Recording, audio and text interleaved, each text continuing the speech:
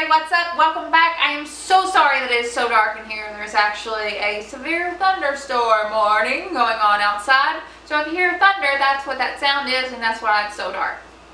It is what it is. I tried to plug my lamp up, but the electrical outlet doesn't work.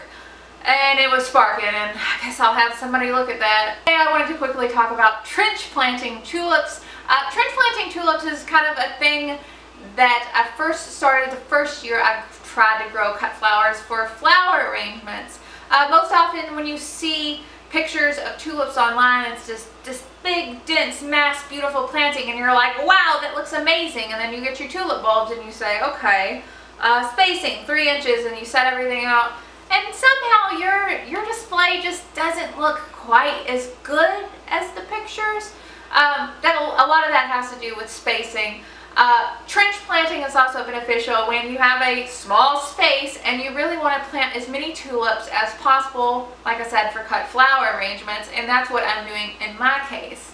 The whole process is relatively simple, especially if you've planted tulips before in the past. You're going to pay attention to the planting depth, but we're going to kind of dig out a large trench planting. That makes sense. My trench isn't very large, of course, because I'm only planting about 100 tulips in this trench, but you'll notice I am spacing them very close together. The reason I'm doing this is since tulips are true bulbs, the flower is already in that tulip. All the nutrients it needs to flower is there. That's one of the main reasons that you can force tulips indoors and just use tulips in a variety of different instances, as if that flower is already in there. So we're not going to have to take much into account for root growth. These are being grown for cut flowers. Of course, when we pick the flower, I'm going to pull the bulb out too. So this isn't for anybody who is going to try to,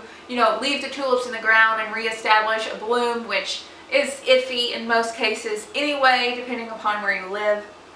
It's not a viable option for me where I live. I've tried to perennialize tulips for a long time and I've never had any success. They've been arranged into the trench. I am going to carefully rake that soil back over the bulbs and lightly press it down, and we'll be good to go.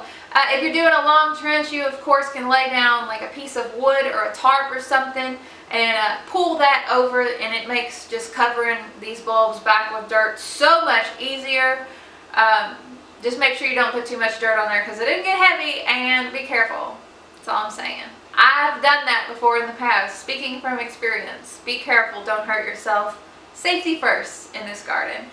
That's really about it for this video. As always, I'm planting these bulbs in October. It's about mid-October when I'm planting these flower bulbs, the perfect time in the fall. They're going to get that nice chill over the winter, and hopefully we can expect some really beautiful blooms in the spring. These are all, double flowers. I am so excited. That's really about it for this video. I hope that it was somehow helpful. I'm not quite sure if it was. If it was, and you're new to the channel, be sure to subscribe with that little bell icon.